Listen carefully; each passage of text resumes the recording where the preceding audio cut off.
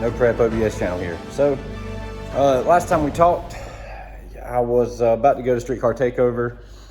You've seen the dyno pools, stuff like that. So we did. We went to Streetcar Takeover, and unfortunately, there is some carnage that happened.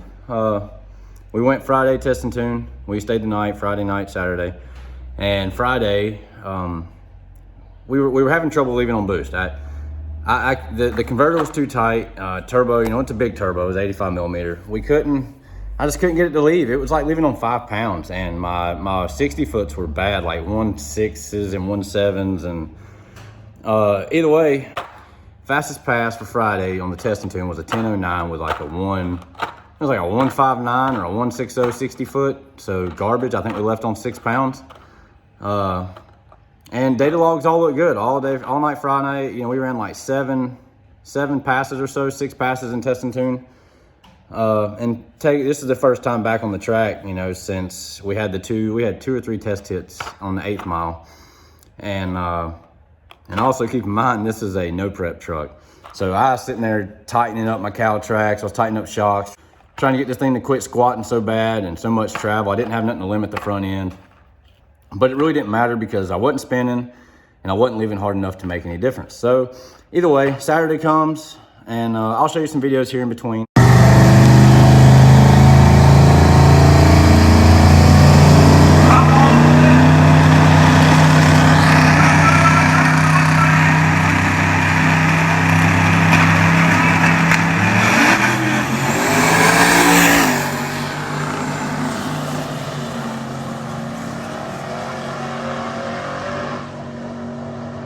Saturday come, we had 1 test and tune round, and then it was starting eliminations. So we went for test and tune. I worked on the 2-step tune all morning.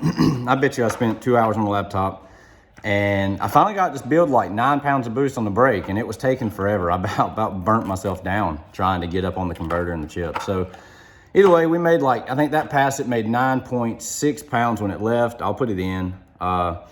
Made like 9.6 pounds on the leave, and it ran its bed. It had a 1.52 60 foot, and we got to about the 8th mile, and I started feeling like the truck was just losing power, and I was like, but it still felt good, so I stayed in it. We ran our fastest 8. It was a 6.4 at like 1.08 or something. So I was already down 5 mile an hour because I've already been 113 in the 8th. So the truck was down 5 mile an hour by the time it hit the 8th. And then our fastest Friday, like I said, was a 10.09 at 136 or 137.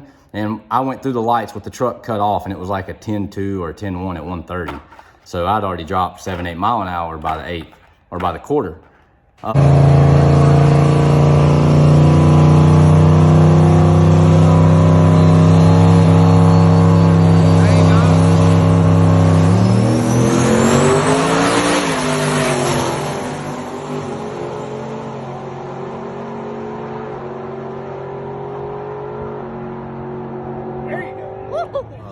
So ended up, the truck cut off, and I rolled down to the bottom down there where he stopped and pulled the data logs and lost oil pressure. So the oil pressure actually got down to, I think like 7-8 PSI or 6,900 RPMs at 29 pounds of boost.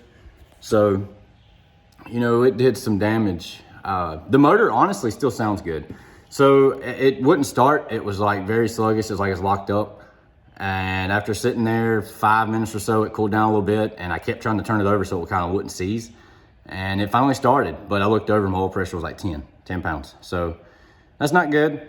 I got my time slip. I was really happy. They always say they run the best before they go, and that one did. It ran really good until it didn't. So we're back at the shop, and I'm tearing the motor. I'm pulling it out. I'm fixing a lot of stuff while it's out. But either way, I'm about to pull it out. Just drained all the water and fluids, and I just got to pull bell housing bolts, got to pull the exhaust off, and just a couple small things. I'm going to yank this motor out. So this was the 4.8, this board. It's like a 3.810 bore, so it's like a 298 cubic inch motor or something like that, 299, whatever the math is. And it made good power. It made 836 at and then we had to let out because I had a fueling issue, but now I fixed fueling issues, so we were turning it up at the track. So it was probably like 850 on that pass, but like I said, my 60 foot, a 1.52 60 foot, sure, that's not bad. but it could be way better, you know. So I got this motor back here, but I got plans, man. I honestly, you know, obviously money's the problems always, but I got this spare. It's a good 5.3. It's a Gen 3.5, so technically Gen 3, but it's got Gen 4 rods, pistons, all that. It's free. It's, you know, it's the full float rods. But what I'm thinking about doing is, I know this block's okay, because like I said, the motor still sounds fine. What I'm planning on doing is I'm going to pull this block and I'm going to bore it to a 382, so go up another 10 thousandths, and I'm going to put a forged 5.3 crank and forged rods in it, and put a set of the Wasco boost pistons in it. So I've called around here locally. I always want to support local, but nobody's really got anything. So I called up Texas Speed, and they have they got a K1 forged crank, K1 rods, and they got their Wasco boost pistons in a 382. So I think I'm gonna do that. I would love to go, you know, 408, 416, 427. I would love to, but as far as the money aspect, man, I just can't swing it. It's just not realistic right now, and the kind of money I've put into this truck, I mean, I shouldn't be buying the forged rotating assembly. It's like $3,400. And then I'll have about $500 to $600 in machining, because they're gonna bore and line hone. And you know, then I buy, well, the rotating assembly comes with bearings, and I'm gonna go ahead and have Texas Speed balance it. They said like 2 to 3 weeks. TKM told me 2 to 3 weeks on the machine work. My converter, I got to send it back because it's way too tight. And I think we got an issue because there's another thing on test and tune. No, it wasn't Friday. It was Saturday. I woke up when I was testing my two-step, blew a transmission line.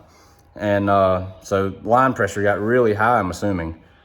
And luckily I had fittings, and we had to undo the line, and the way I had routed it, luckily I had some more room when I unrouted it that way and just ran it straight to the transmission. So I was able to cut that off, put a new fitting back on, and we got that patched.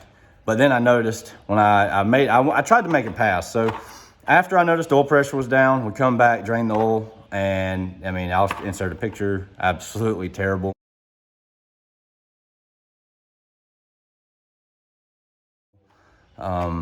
The oil filter was clogged with just tons of shavings. I'm assuming just bare material. So luckily I had filter and oil, and I was like, let's go ahead and change it and start it up and see what it sounds like. So we drained it all out and put it all back in, a new filter, and started it. And at idle, I was having like 30, 35 pounds. It was like 30 really, 30 pounds or 30 PSI of oil pressure. So with that being said, normally the truck will idle around like 45, 48. And it's a high pressure, high volume pump. So I was sitting there worried. I didn't know if maybe it pulled the pan dry. I always run an extra quart. So, you know, these pans are only a 6-quart pan, but we run 7 quarts when you run a stock pan and a high volume, high pressure pump. But either way, after looking at data log, I don't think it sucked it dry. But I was like, well, screw it. Let's try to make first round eliminations. You know, I ended up getting paired with a damn Hellcat that ran, or a Demon or something. It was on nitrous, ran like 9.0s. I was like, well, I'm hurt. I sure as hell ain't going to win, but let's just, you know, try to 8th mile them. You know, it's turn it all the way up. So I was going to try to leave on like 12, 13 pounds. And I get up on the brake, and it hit. I put an oil pressure safety in that way. I didn't want to oil the track down or wreck the truck. So I set the oil pressure safety for like 12 pounds or 12 PSI, and it literally hit the oil pressure safety on the line at like 3,400 RPMs. I wasn't even close to the rev limiter yet. I had a rev limiter at like 4,200. So, you know, we hit the oil pressure safety, it disengaged the brake, and we rolled through the light, and I just drove it back to the trailer. So it sucks, it does. A lot of work, a lot of time, but, you know, when you play with fire, which is what we're doing, you know, you get burnt, and we got burnt. So it's time to just learn from your mistakes. And honestly, this was my first LS motor, so it could have been better. Yeah, it could have definitely been better. Definitely things I should have done differently when I built the motor. So honestly, it did pretty well. The only concern I have now with this new motor, you know, it's gonna be like, I don't even know what cubic inch that is. So probably 330 something, I guess, right at 330. What are you doing, Hondo? Oh, nice, you're really smart, man. Look at that, get that tail. Get that tail. My worry is, you know, I have my 243s milled to 59cc chambers, and I got to check to see if I can use these head steel, because these are a -4cc, but they don't have valve reliefs. So I don't know if I'm gonna have enough piston to valve clearance, so I'm gonna have to check that. Other than that, I have everything. I'm gonna reuse the cam, lifters, all that stuff. Head studs will be fine. Heads, I get new gaskets. Other than that, it's fine. And the only other option I got is TKM has a short block that I could possibly buy that I've debated on. It's a little bit more money, but it has ARP main studs. So those are my options. I just want to give y'all an update. I hate to bore you with a lot of talking, but you know, a lot happened that I haven't said anything about. I haven't made really no social media posts, but one. But there's a guy that did a video on the truck. It's got drag racing cars and stuff on YouTube. Go check him out. He made a video on the truck. It's pretty cool. So stay tuned. Like I said, it's going to be faster now. I really want to get on this Camaro. I still got that Camaro I need to build, so I can actually go fast and try to win some stuff. I got a lot I want to do with it. So if any of y'all watch have like 4th gen Camaro parts, I'm looking for anything tubular. I need Kirky seat. I'm just going to run a rock solid cage. I need TH400 cross member, because I'm going to use one of these motors. Whichever one I don't use, I'm going to build for the Camaro. I've already got a spare TH400. I just got to put a brake in it. That's it. So any of y'all watching that are Camaro guys and have parts laying around you want to sell that you don't want retail for and they're used, just let me know and maybe I can buy it. So appreciate y'all watching. I'm going to insert some videos here in the beginning, and I'll insert some more here at the end for y'all to watch from Streetcar Takeover. There's no in-cab stuff. I put the GoPro on the in-cab, and man, there was just so much going on. Like, I forgot to hit the record button every time.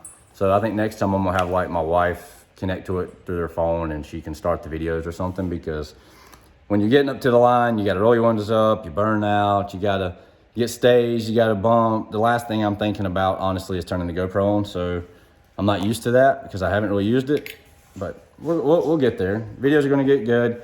Truck's gonna be down probably, I'm hoping, less than 4 weeks. Right now I'm about to pull the motor. I'll have the motor out today, so we'll see. Thanks for watching, guys.